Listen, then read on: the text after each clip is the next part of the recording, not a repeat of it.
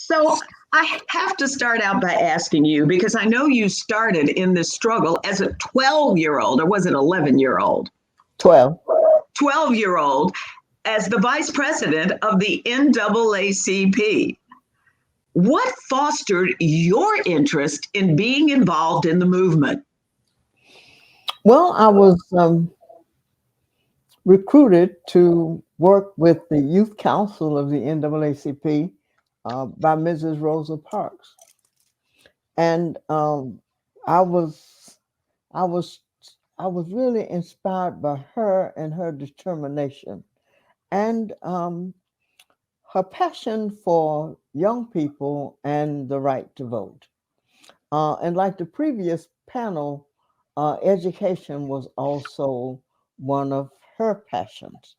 So throughout my life, from the NAACP, I was propelled to work in different places with SNCC, CORE, um, Urban League, everything that was going on out there. We became a part of it.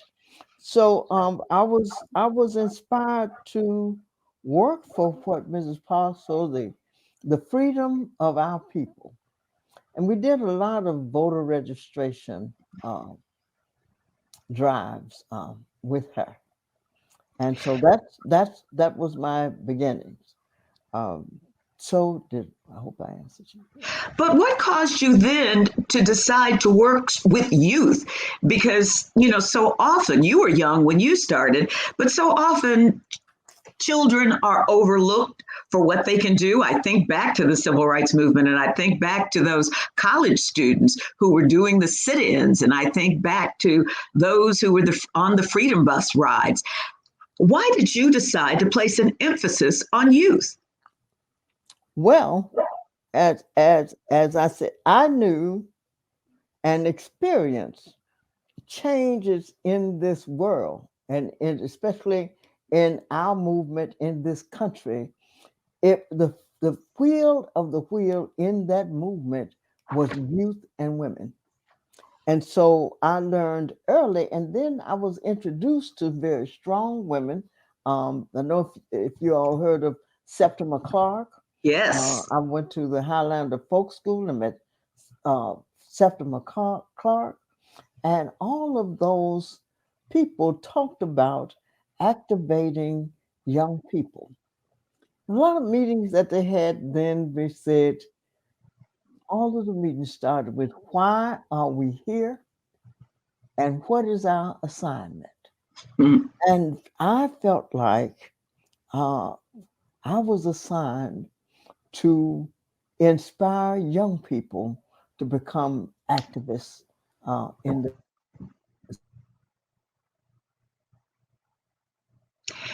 And now, what do you see with our young people? We see Black Lives Matter, but what do you see this quote new generation? How do you get them involved in the civil rights movement, considering most of them have grown up in a very integrated society? And unfortunately, many of them don't know the history of segregation. well, they're experiencing segregation right now. And one of the things that we do is get our youth involved in what's going on with the Montgomery Public Schools and how to impact the issues that concern them. We learned early that self interest is the prevailing force. And so if we train people, young people, about what is in their self interest and how do they become in changing the things that affect them. I also, if we talk about Mrs. King, I watched her as a 12-year-old and her movement about the movement, and I saw her in concerts, but I never really experienced really being around her close. I mean, I saw her speak in this and the other.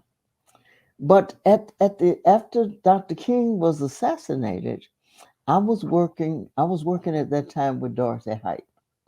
and she sent me to Atlanta to advance her for the funeral and the like. And but anyway, then I got close up and personal with Mm. Mrs. King.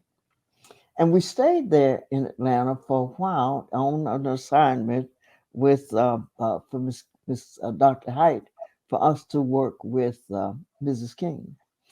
But in that time, um, she talked about building an institution, uh, a King Center, to further the lessons that Dr. King taught. And I witnessed the men in the movement saying that we're not going to give her a dime, Mm. talking about building a center. And I watched them. I was one of the students that was assigned to West Hunter Baptist Church, that was Dr. Abernathy's church. And they collected the money. And they said, we're not going to give her any of this. She thinks she's going to do this and blah, blah, blah, blah, blah. But I watched her be persistent in her efforts to build this thing we now call the King Center. She talked about this unconditional love. And I remember at the first mass meeting, when I was 12 now, Dr. King talked about agape love. I knew not what that meant, but I knew that was something I need to look up and something that we should be involved in.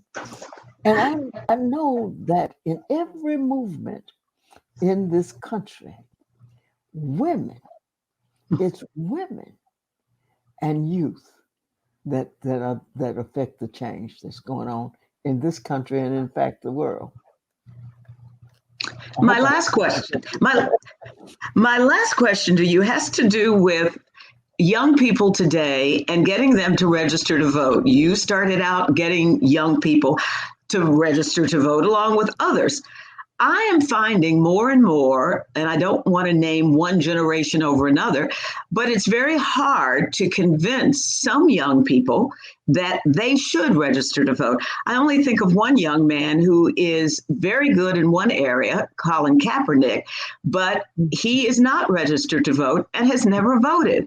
And many young people look up to him and say, why should we vote? Because you can't get the change that you need or want.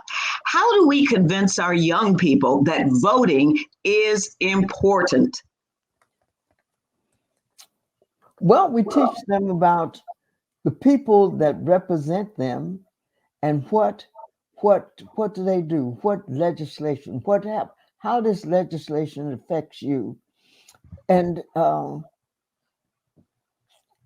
everything that we do is affected by the people that's elected, and they control everything. And I tell them everything that we do, even the texture of the toilet paper that they have in the schools and they put on the shelves in the store, is affected by people that's elected to office. And then how the business people also affect what legislators do. So what I do is try to show them examples of things that go on in their schools, the things that self-interest, the things that affect them directly. If you can explain that to them, I think, and some people we're never going to get it. They're not. But I think we have a great opportunity to influence a larger number of people, but talking to people. We have a no talk policy. And one thing Bernice King said in a conversation with me down here is let's get back around the table again. We don't talk to each other. We don't talk at home anymore. We don't have dinner with our families around the table anymore. And young people today are really in a bad shape. They depend on TikTok and all of this. That's what they know. And the parents say, well, I can't talk to him because he's doing. No, you're in charge. And so that that's, I hope I answered your question, but I Yes, you feel did. strongly about us talking to people about their purpose. And that was one of the things about Mrs. King was her purpose, and she talked about unconditional love. And I was just impressed all the time about her determination and what we call today her stick to itness, despite everything and all the people that rallied against her. She knew what her purpose was, and she acted on it. Well, Ms. Crenshaw, you have known what your purpose was in working with young people, and all I can say, we are grateful to you. You are simply amazing. Your continued work in the movement, preparing the next generation, truly is outstanding, and thank you so much.